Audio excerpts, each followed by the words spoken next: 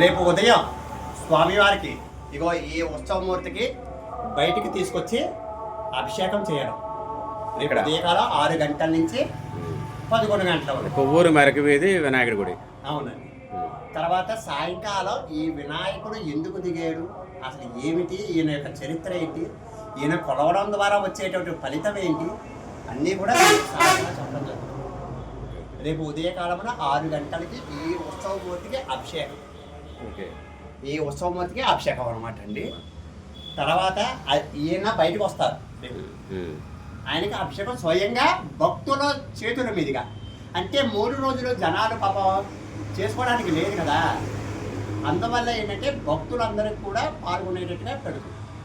ప్రతి బుధవారం అది జరుగుతుంది. ప్రతి బుధవారం అలంకరణ చాలా బాగా చేశారు గురుజీ. జై గణేష్.